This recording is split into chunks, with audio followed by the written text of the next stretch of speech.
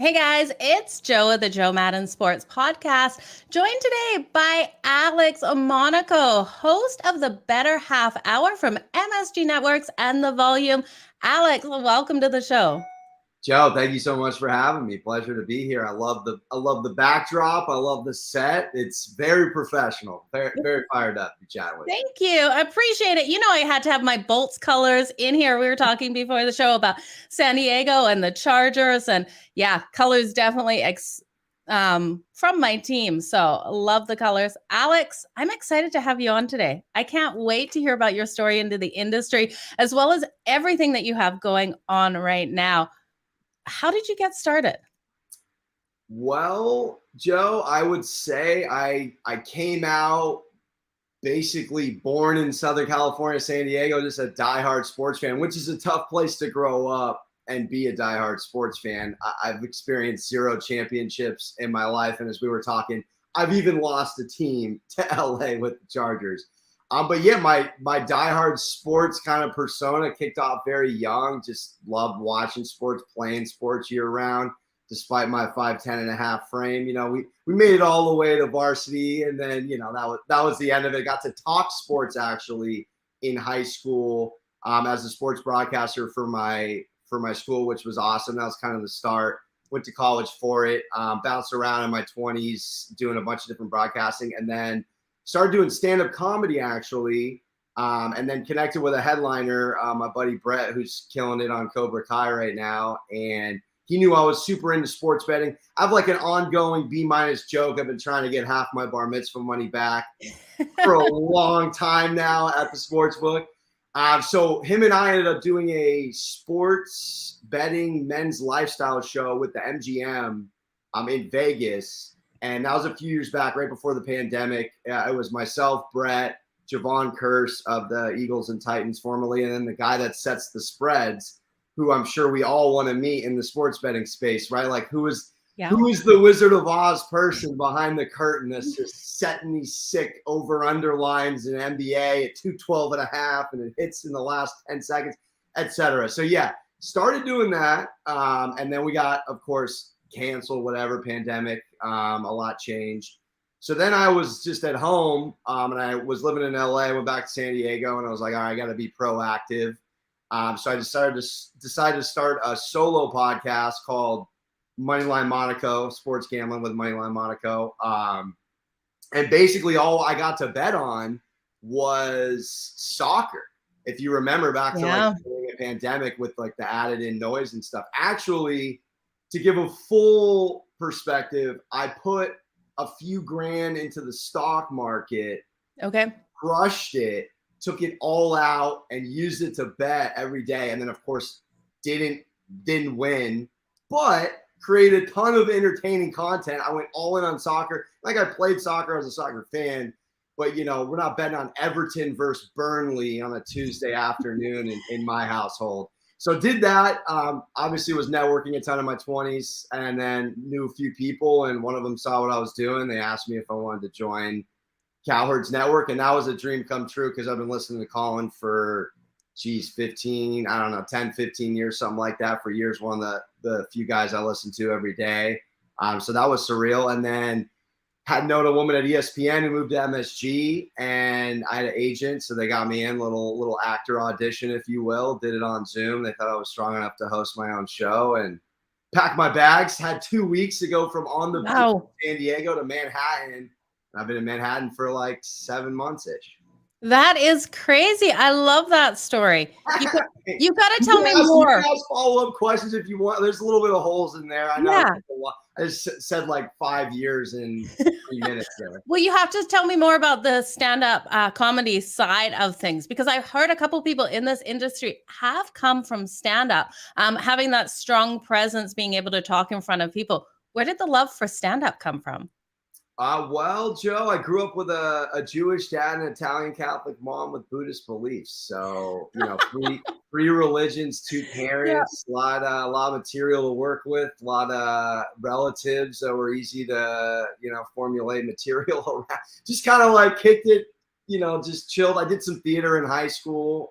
So I liked being on stage. obviously like making people laugh. You know, I go the more self-deprecating route. I'm very Larry David, if you will. Not exactly full Larry David. I'm like Larry David with some Italian in there. So, you know, that's pretty much my persona. But yeah, I just love making people laugh. Gave it a shot. Don't do it for a living, but it's a great skill. And I think particularly on the MSG show, because I'm memorizing and being given so many trends and stats and whatever for the day, being able to kind of just hop on camera. It's different, but it's similar, like on camera and the stage. But just, yeah, in terms of memorization and whatnot, all of those skills definitely have come in. Yeah, it definitely would help you thinking on your feet, especially doing all the shows that you're doing with the MSG network. How do you think it helped you to think on your feet? Well, I think in terms of, it's interesting because sometimes, and I learned this through veterans, and one of my good buddies, like pausing on stage is actually a good thing, and shows kind of comfortability, like being okay in silence. So many people, you could be on a date, you're like, oh my God, I got to fill every second. I can't have any awkward silence. And on camera, you know, obviously I can't deadpan and catch a laugh like you can on stage.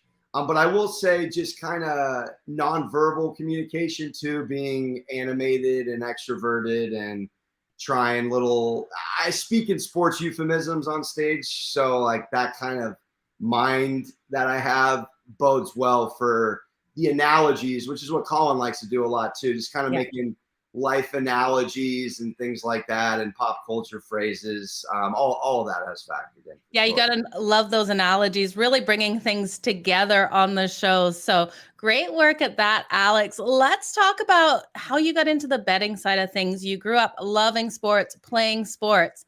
Where did the love for betting come from?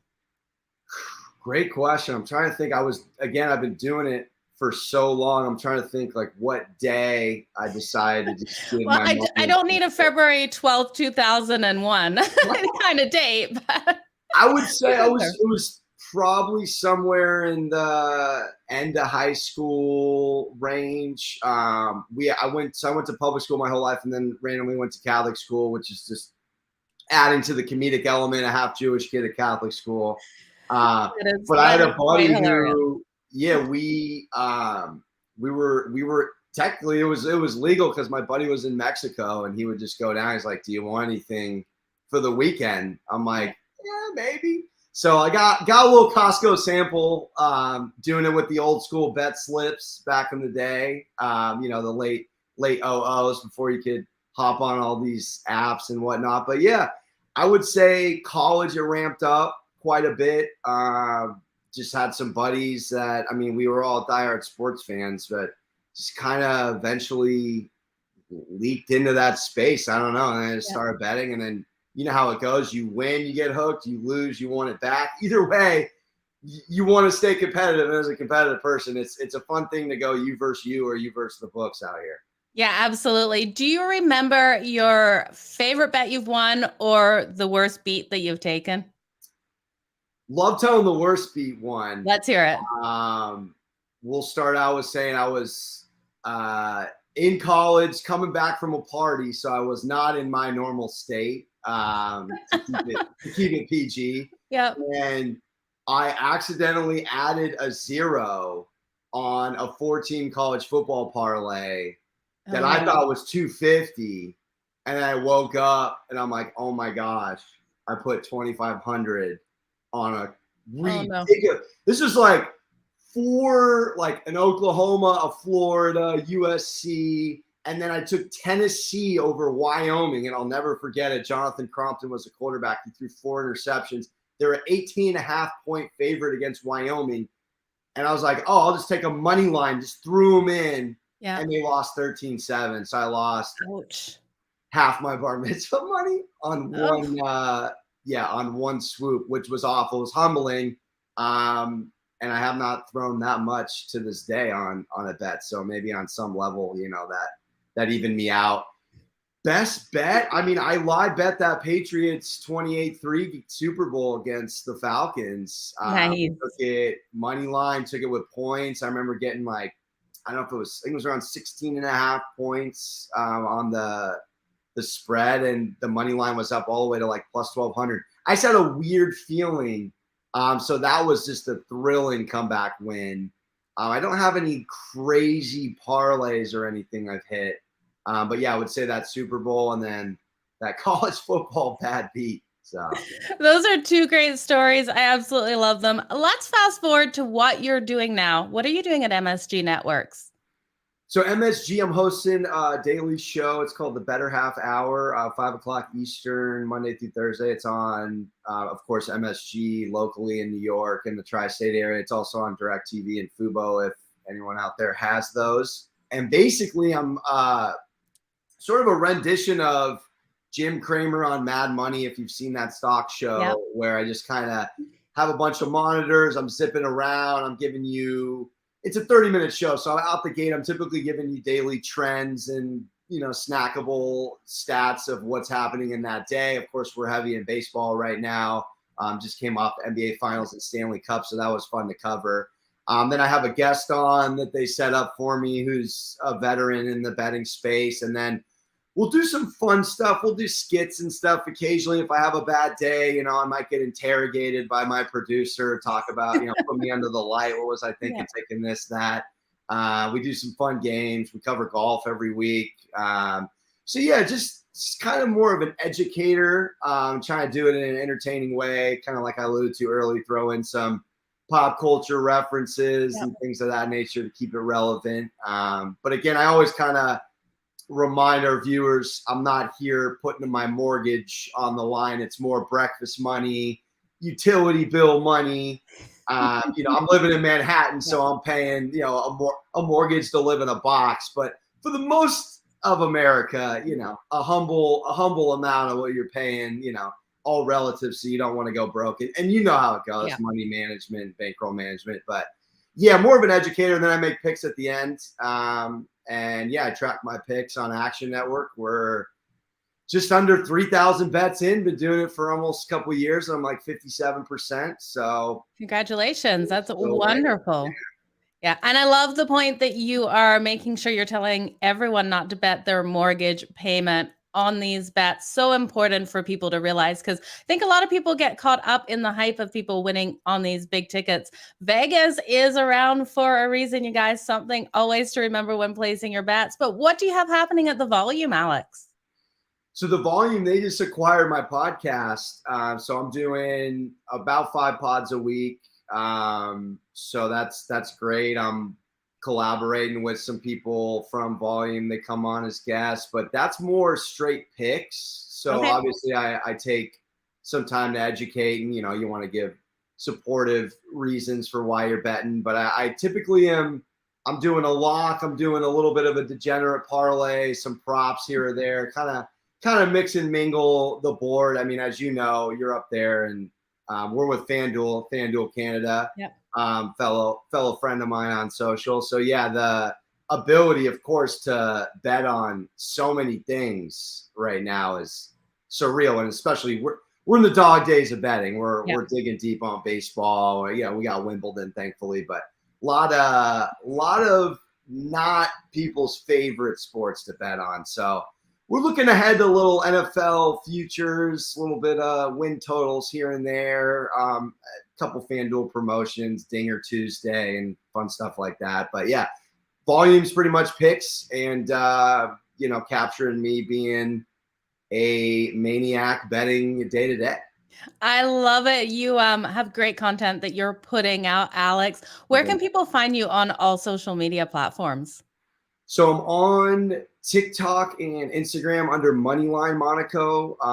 Tends to do the best on TikTok for whatever reason. So yeah, Moneyline Monaco is the handles there. I'm screwed on Twitter with a double underscore in my name, so it just couldn't be worse. But yeah, I'm on Twitter, and then yeah, we throw up my pods on Volume Sports' YouTube channel. Make sure to check that out. They got a ton of great podcasts, and yeah, I'm around just making picks, throwing up.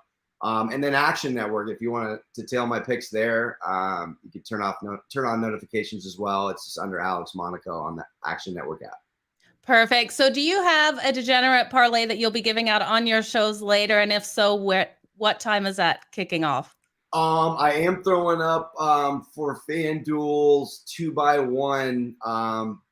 Definitely breakfast money, more like snack money, because it's the 2x1, 2 hits or more in the first inning. You can go yes or no. I'm doing plus 400 3-teamer. I'm going yes on the Rockies and Dodgers to get 2+ hits with Herman and Urias on the hill. And then I'm going no with Marlins Cardinals because Sandy's pitching for Miami and Miami hasn't hit against the Cardinals all series. And I'm going no in White Sox and Angels because it's Kopech versus Ohtani, 2 guys under 3 ERA.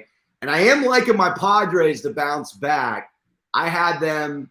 I don't know what happened. I'm on the East Coast, so you got to stay up till 1 a.m. to watch the games. But the Padres were up 6-0 against the D-backs yesterday and lost 7-6. So this is the world of baseball, Joe. You know, it's just miserable.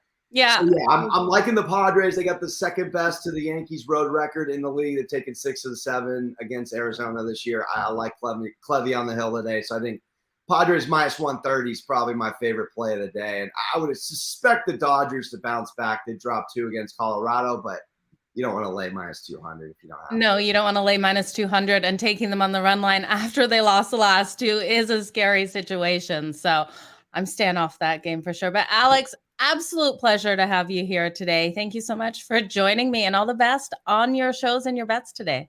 Joe, thank you so much. And hopefully I can reciprocate, have you on the pod as well. And I love your work. And thank you so much for in the gambling Twitter space, which is ruthless, spreading positivity and compliments and love. And you don't see it every day. So thanks for being you and keep up the great work. Appreciate it, Alex, so much. You guys make sure you go over and give Alex a follow. Check out all of his shows on MSG and The Volume. Alex, it was an absolute pleasure. Thank you. Likewise. Thanks, Joe.